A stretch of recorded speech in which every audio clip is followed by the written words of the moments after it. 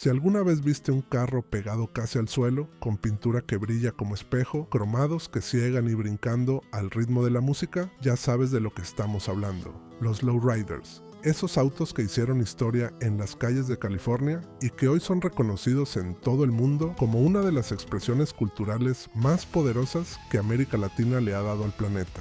Pero lo que no te cuentan es que durante más de 65 años manejar uno de estos carros fue ilegal. El gobierno de Estados Unidos los persiguió, los multó, los remolcó y aún así nunca pudieron detenerlos. Quédate hasta el final de este video porque vamos a repasar todos los modelos que construyeron esta cultura, desde los primeros bombs de los años 40 hasta los monstruos hidráulicos de los 90. Si eres nuevo aquí, suscríbete ahora mismo a El Garaje del Jefe, porque aquí contamos la historia de los autos como nadie más lo hace. Para entender los lowriders hay que regresar al final de la Segunda Guerra Mundial. Miles de jóvenes mexicoamericanos vuelven a casa después de pelear por un país que todavía los discriminaba. No podían entrar a ciertos restaurantes. Sus hijos iban a escuelas separadas. Los llamaban pachucos, con desprecio. Pero tenían algo que nadie les podía quitar, el ingenio, y lo pusieron en sus carros. Mientras los blancos en California modificaban sus autos para ir cada vez más rápido, los chicanos tomaron la dirección opuesta. Ellos iban a ir lento, bajito y suavecito, porque ir despacio era presumir, era decirle al mundo, mira lo que hicimos con nuestras manos, mira quiénes somos. Los primeros autos en recibir este tratamiento fueron los llamados bombs, los clásicos americanos de finales de los 40. El Chevrolet Fleetmaster 1946, pesado, amplio, con líneas curvas que pedían a gritos ser pintadas a mano. El Chevrolet Stylemaster 1947 y el Chevrolet Fleetline 1948 corrieron la misma suerte, bajados con bloques y resortes cortados, pintados en colores que Detroit jamás ofreció de fábrica, tapizados con cuero y terciopelo por manos chicanas en talleres del este de Los Ángeles. No había hidráulicos todavía, solo metal, pintura y orgullo. Luego llegó el que cambiaría todo, el Mercury 8 1949. Este carro, con su techo achatado y su línea larga y pesada, se convirtió en el lead sled por excelencia. Los customizadores le cortaban el techo varios centímetros, le rellenaban las costuras con plomo fundido para que quedara liso como piel, lo bajaban y lo pintaban en colores metálicos que nadie había visto antes. El Mercury 1950 y el Mercury 1951 siguieron el mismo camino. Ed Roth, el famoso diseñador de Hot Rods, quedó tan impresionado con estos trabajos que empezó a frecuentar los talleres chicanos. Eso que él llamaba Custom Culture tenía mucho de lo que los mexicoamericanos ya llevaban años haciendo. En 1958 pasaron dos cosas que lo cambiaron todo al mismo tiempo. Primero, el estado de California aprobó la sección 24008 del Código de Vehículos, que daba prohibido modificar un carro para que cualquier parte del chasis quedara por debajo del borde inferior de los rines. En otras palabras, los lowriders eran ilegales de un día para otro. Segundo, Chevrolet lanzó el Chevrolet Impala 1958 y el universo se alineó de una manera que nadie esperaba. El Impala 1958 tenía un chasis en forma de X, algo que Chevrolet diseñó para bajar el centro de gravedad del carro. Sin quererlo, General Motors había creado el bastidor perfecto para los lowriders, anchura, solidez y una carrocería que no arrastraba los parachoques al bajarlo. El Chevrolet Impala 1959 llegó un año después con aletas traseras que parecían alas de mariposa, únicas en la historia del automóvil americano. Nadie las ha vuelto a hacer igual. Los chicanos enloquecieron, pero el problema de la ley seguía ahí. Fue un joven de Rialto, California, llamado Ron Aguirre, quien encontró la solución en 1959. Tomó su Chevrolet Corvette XP700 y le instaló bombas hidráulicas de avión, de las que se usaban en los sistemas de frenos de los jets. Con un switch, el carro subía y bajaba a voluntad. Frente a un policía, arriba, en el Boulevard con los cuates. Abajo, la revolución hidráulica había llegado, y el carro que más se benefició de este invento fue, por supuesto, el Impala. El Chevrolet Impala 1961 marcó el inicio de la era dorada, más limpio, más largo, con líneas que pedían pintura mural. El Chevrolet Impala 1962 lo mejoró aún más, pero fueron el Chevrolet Impala 1963 y el Chevrolet Impala 1964 los que quedaron grabados para siempre en la historia. El 64 en particular es el lowrider por excelencia. Apareció en decenas de videos de rap en los años 90. Dr. Dre lo usó en Let Me Ride. Snoop Dogg lo inmortalizó en Gin and Juice. Ice Cube, Cypress Hill. Todos querían un 64 y fue en un Chevrolet Impala 1964 donde nació la leyenda más grande de todos los lowriders, el Gypsy Rose. El Gypsy Rose era un Impala 64 rosa brillante, cubierto de flores pintadas a mano por el artista Al Torres. Apareció en 1974 en el programa de televisión Chico and the Man, en la NBC, y de un día para otro todo mundo quería uno igual. El Gypsy Rose recorrió shows de lowriders durante décadas. Estuvo en el Museo Petersen de Los Ángeles en 2007 y en 2017 fue exhibido en el National Mall de Washington, D.C., a pocos metros del Capitolio, un carro chicano en el corazón de la capital del país que lo había perseguido por 65 años. Pero el Impala no estaba solo. Mientras él reinaba en las calles, había otros carros construyendo su propio legado. El Chevrolet Bel Air 1955 y el Chevrolet Bel Air 1957, con su cromo de 2 tonos y sus líneas de los 50, fueron de los primeros en recibir el tratamiento lowrider antes incluso de que existiera ese nombre. El Chevrolet Bel Air 1957 en convertible, bajado y pintado en Candy Apple Red, es hasta hoy una de las imágenes más icónicas del movimiento. Los Cadillac entraron al juego con todo su peso y su lujo. El Cadillac DeVille 1959 tenía las aletas traseras más exageradas de toda la historia del automóvil americano, casi 130 centímetros de alto. Eran absurdas, eran perfectas. El Cadillac DeVille 1960, el Cadillac DeVille 1961 y los modelos que siguieron hasta mediados de los 60 se convirtieron en los favoritos de quienes querían un lowrider con clase. Carros de casi 6 metros de largo que al bajarse parecían barcos deslizándose sobre el asfalto. Y si había una familia que daba lo mejor de los dos mundos, era Buick. El Buick LeSabre 1960 con su estructura robusta y su motor de 8 cilindros fue uno de los primeros Buicks en entrar a los garajes de los lowriders, pero fue el Buick Riviera 1963 el que se convirtió en sinónimo de elegancia dentro del movimiento. Largo, bajo de perfil, con una parrilla que parecía sacada de un sueño. El Buick Riviera 1964 y el Buick Riviera 1965 continuaron esa tradición, y el Buick Riviera 1966, con su cofre alargado, se volvió lienzo perfecto para murales elaborados. Solo se vendieron 45,000 unidades ese año, lo que lo hace uno de los lowriders más exclusivos que puedes encontrar hoy. Aquí está el primer gancho que nadie te contó. La cultura lowrider no nació solo en Los Ángeles, nació también en Tijuana, en El Paso, en San Antonio, en Albuquerque. Era una cultura transfronteriza desde el principio, y eso explica por qué se expandió tan rápido hacia el resto de América Latina y eventualmente al mundo entero. En Japón hay más de 200 clubes de lowriders activos, en Australia, en Alemania, en Suecia. El garaje del jefe te lo está contando.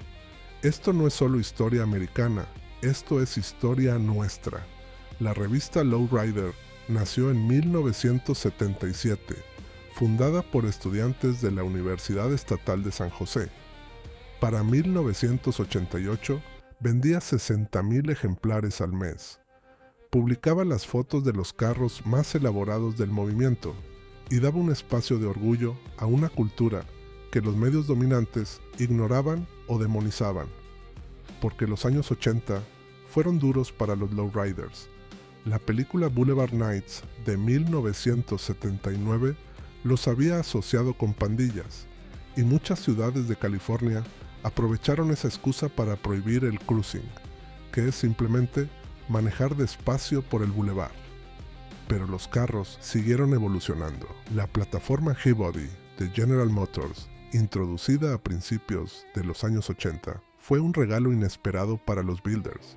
Sobre ese mismo chasis se construyeron el Chevrolet Monte Carlo 1981, el Buick Regal 1984, el Oldsmobile Cutlass Supreme 1983 y el Pontiac Grand Prix 1984, todos con tracción trasera, todos con motores V8 disponibles, todos perfectos para hidráulicos. El Chevrolet Monte Carlo ya tenía historia dentro del movimiento desde su primera generación en 1970, pero fue la versión J-Body la que se volvió omnipresente en los shows de la época. El Oldsmobile 88 y el Oldsmobile 98 también encontraron su lugar.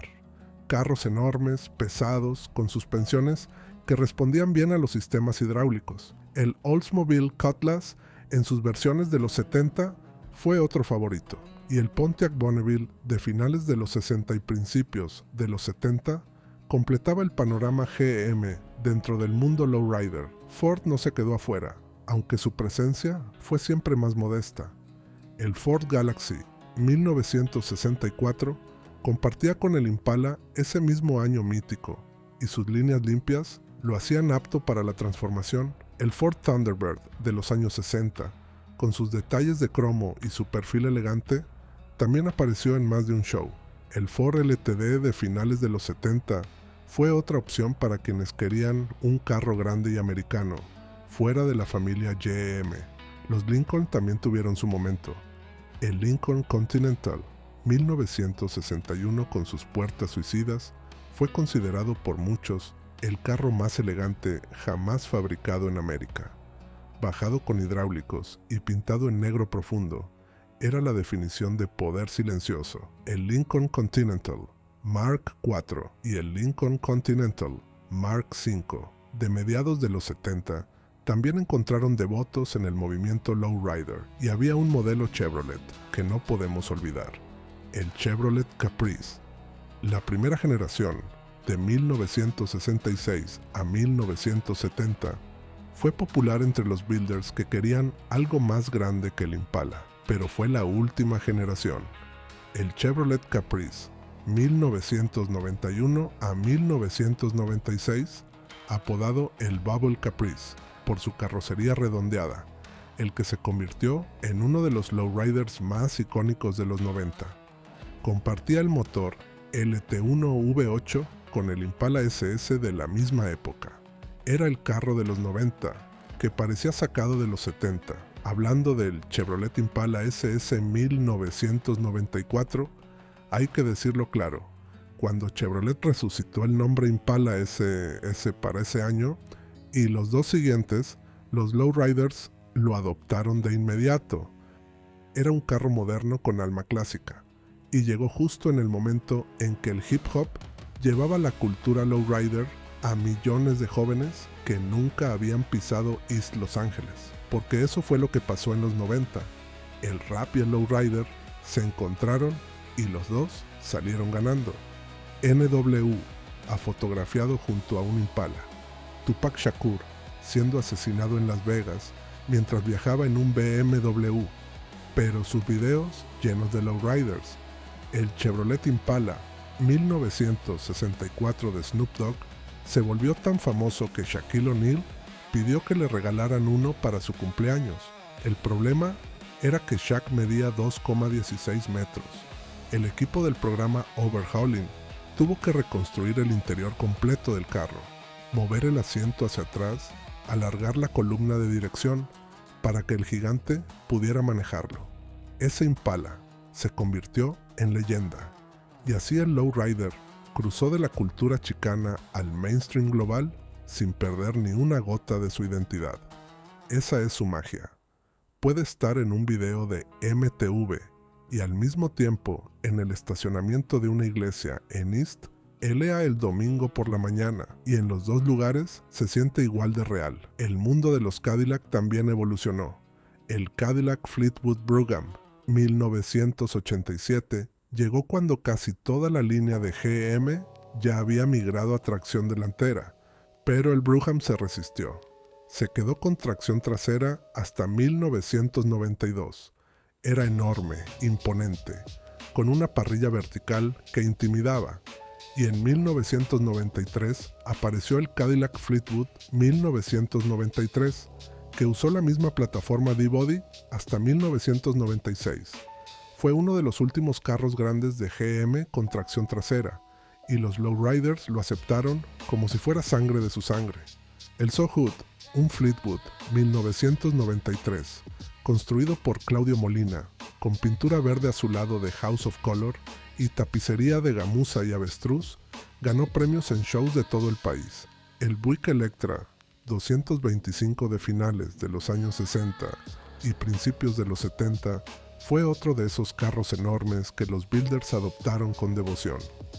Su nombre venía de sus 225 pulgadas de longitud total, casi 6 metros exactos.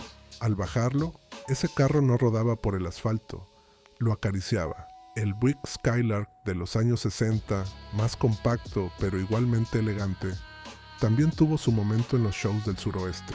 Y el Oldsmobile 88963, con su motor Rocket V8 y su carrocería de 2 tonos, fue uno de los primeros Oldsmobiles en recibir el tratamiento hidráulico en los talleres de Albuquerque, Nuevo México, donde la escena lowrider siempre tuvo una personalidad propia y distinta a la de California. En Texas, especialmente en San Antonio y en el Valle del Río Grande, el lowrider tomó un sabor propio. Los carros texanos tendían a ser más sobrios en pintura, pero más elaborados en tapicería.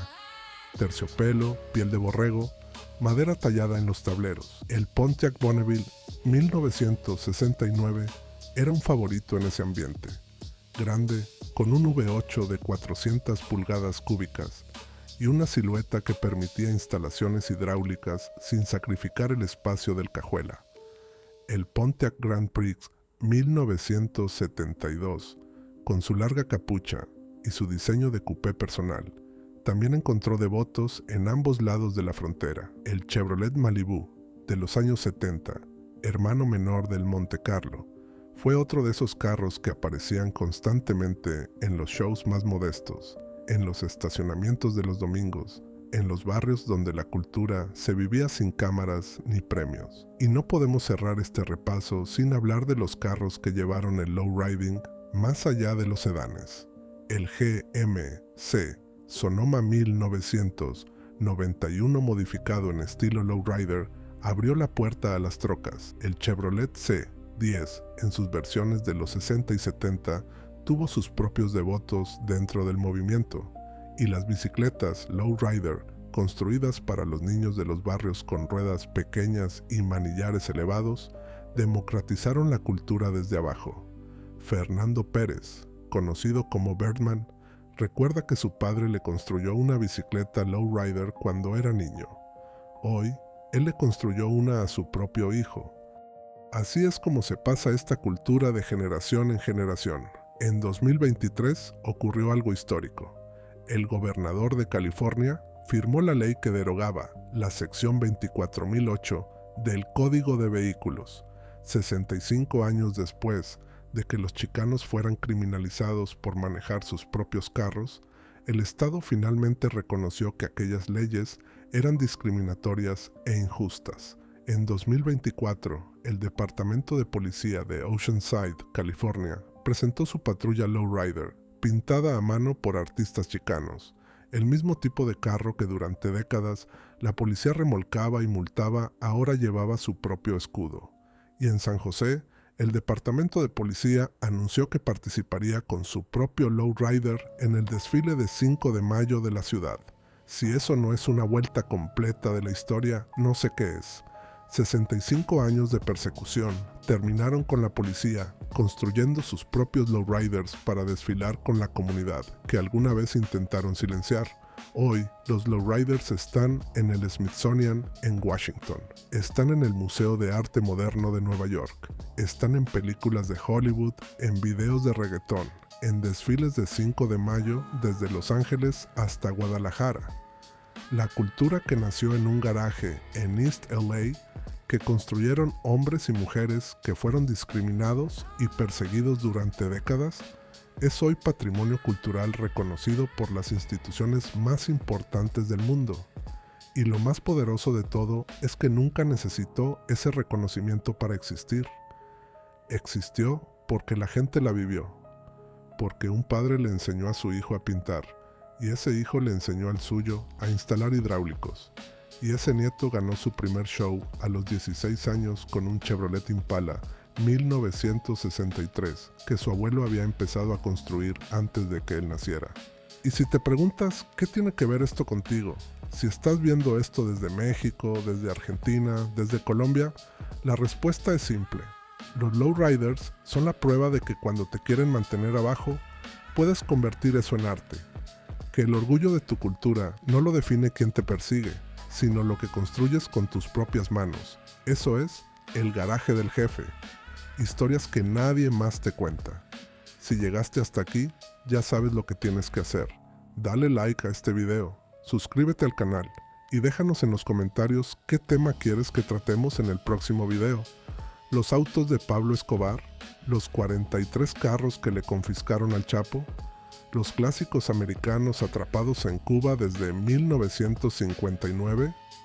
Tú decides. El garaje del jefe está abierto y el próximo video lo haces tú con tu comentario.